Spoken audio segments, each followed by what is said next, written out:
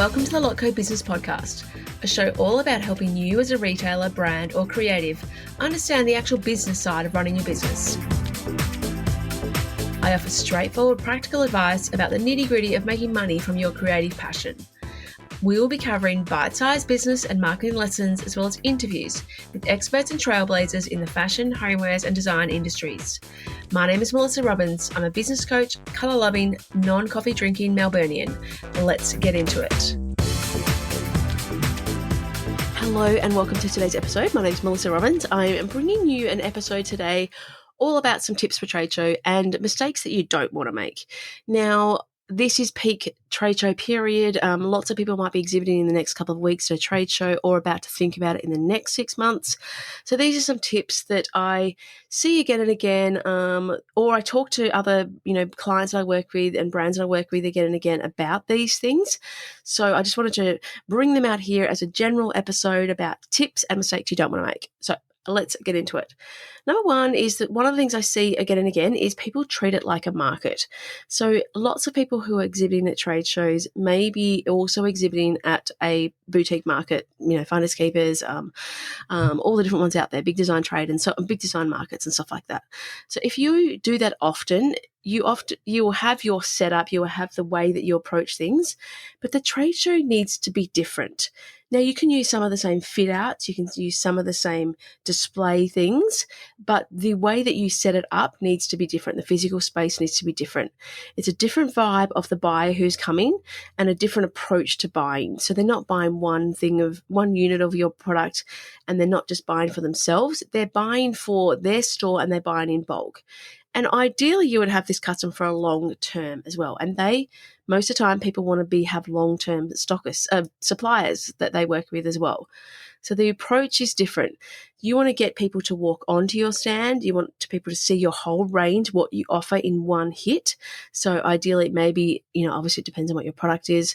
You might have one shelf that showcases every one of your range, or you may have a display area that, showcases one of your categories.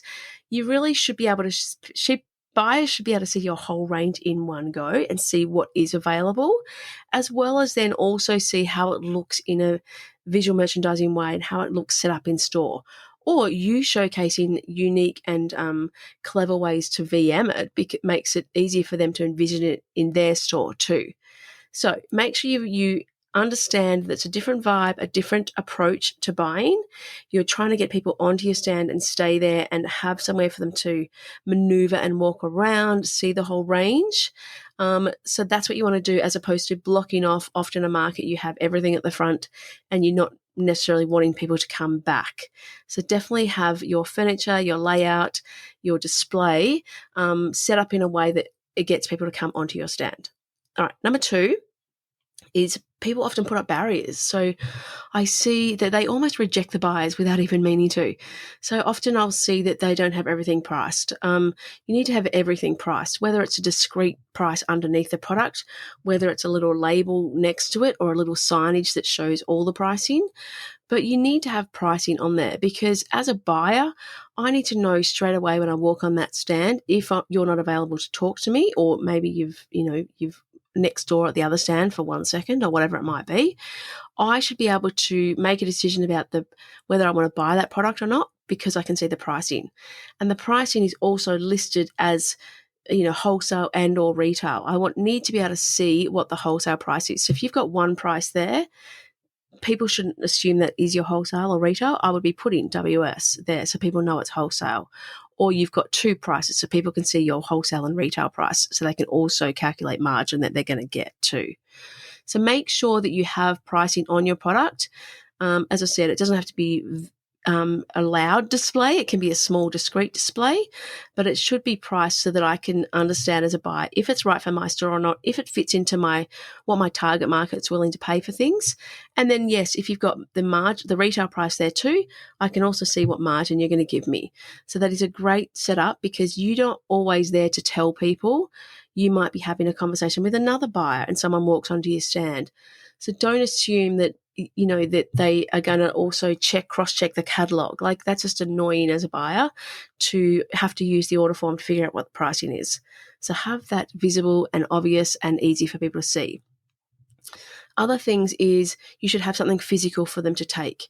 Not everyone's going to want a catalogue or something to take with them, but you should have that available. So have a physical item for them to take, a postcard or a business card or a physical catalogue if possible too with an order form. That would be ideal because they're going to make decisions not necessarily on the spot. You should have a minimum order. Respect that your product has enough value and worth that you're charging a minimum order. Don't go in and, think that because you have no minimum, you're going to get more orders. That's not necessarily the case. Have a minimum order and respect that, people should be paying, having that at least that small amount. Whether it's $200 to $2,000, depends on the price point of your product, but have a minimum order.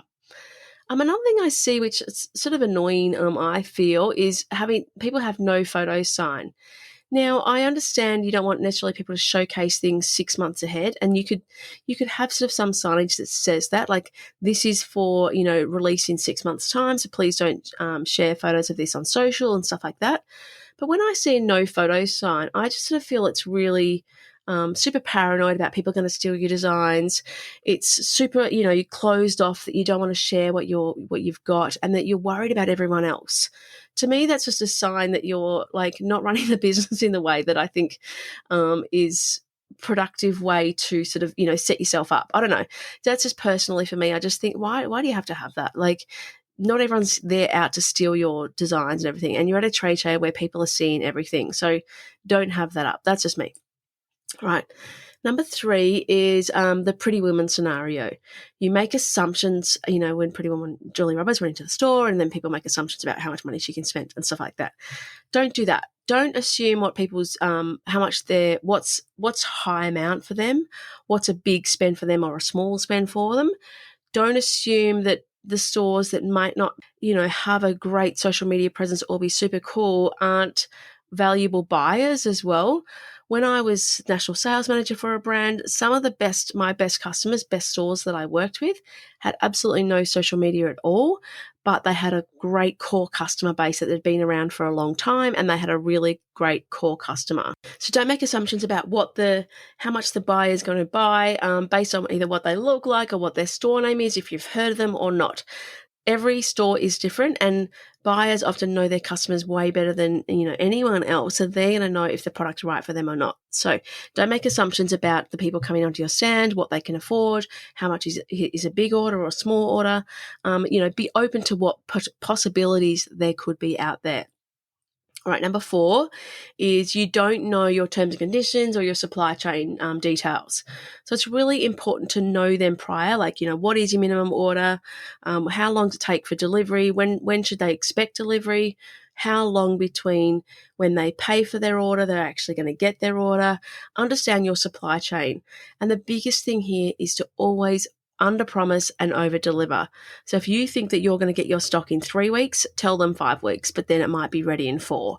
Don't try and make it shorter, because then that's when you get caught out and people pay for things and then they get frustrated if they're not going to get their delivery in time. The biggest thing for retailers as well is cash flow. They can't afford to pay for an order 3 weeks out and then not get it. When you're a retailer, if you're paying for a product, you need the product there as fast as possible. So understand how you can make that happen, and understand from their perspective that cash flow is king, and that if they've paid for their stock, then they want to get their stock to be able to resell that as fast as possible.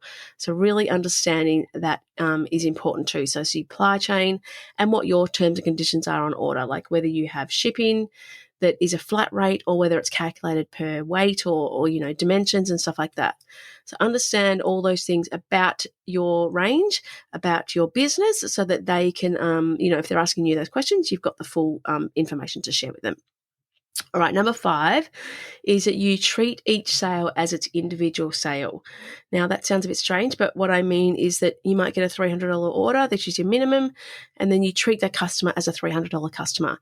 What you have to do for being a wholesale, business is make sure that you understand that the customers that you pick up at a trade show or as a stockist, ideally they're going to be long-term customers. So don't view each one as that individual sale, but think about how much they can, how long they can stay with you, how loyal you can be to each other to build relationships so that they become a long-term customer. Have a think about them as, like if you know that if you've been wholesaling for a little while that, if someone starts with $300, it doesn't mean they're going to be that customer annually or in a lifetime. So how much are they maybe going to spend with you over the time that they're going to be with you? And most of the time, stockists don't come and go every season. You might have, as you build up your stockist list and your, who you sell to, if you've got 100 stockists, 10, 15 might fall off every season, but the bulk of the majority are going to stay with you longer term. So the turnover isn't huge. Depends on what your product is and how often you bring out new releases and ranges and price points and all that sort of stuff. Depends on all those things. But your stockists that you pick up, they may spend $300 with you now, but what are they going to spend with you over their lifetime? So really maximizing, just viewing things as that lifetime value, that long-term value. What are they going to be, and how can you start the relationship in a positive way to build that long-term relationship? So that's just something to view. Just think about, like, don't view each sale as just, I only got 5 sales and then I'm a minimum at $300. That's all I got. View it long term, view it how you've started relationships with these people. And most brands that you'll speak to who have been around for 5 to 10 years will tell you that they've still got some of their same stockists that they picked up at the trade show 5, 10 years ago. So it is definitely the case that you have long-term clients. So think about it in that way as well. All right. Number 6, when you go, you've got to come with a strong mindset. Different times a year, different times you'll do a trade show, there will be all different things going on in the economy, in the world. There's all sorts of events that are taking place. So your mindset is super important, the way that you approach things. Yes, there's, the economy might be in a state of fluctuation and a bit of stress with interest rates or petrol prices or everything else going on.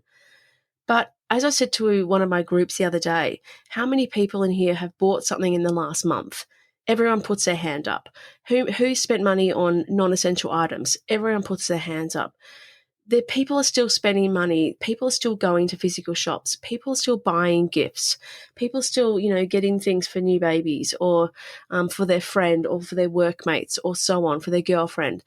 People are still spending money. People are still consuming. Yes, it might be different at different times a year, but there's enough customers out there for everyone. There's enough retail stores out there for everyone. There'll be some that are, after being in the business for 25 years, you see it and with enough cycles that there's going to be retail stores that close down. Of course there are. There's going to be retail stores that open up.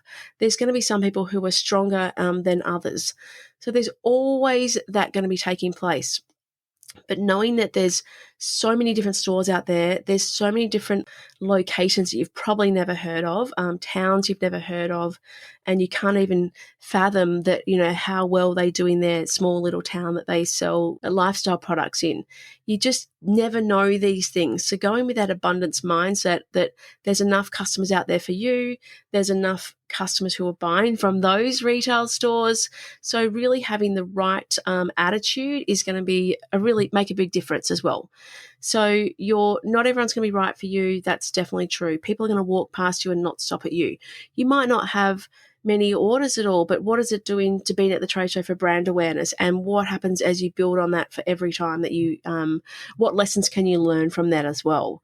So really projecting a positive energy, starting each day afresh as well. Don't worry about what's happened in the day before or stress about that you didn't have enough orders yesterday, so you're manic and crazy every time someone comes up to your stand because you're desperate for a sale. So really having the right attitude and mindset to approach each day as it is. So each customer as they come on the stand, treat them like a new customer, new possibilities for what's options are available. Make sure you have enough sleep, that you're well rested, you have enough food. Do you need to do a walk in the morning or meditation? What positive mantras or affirmations can you tell yourself each morning, each day?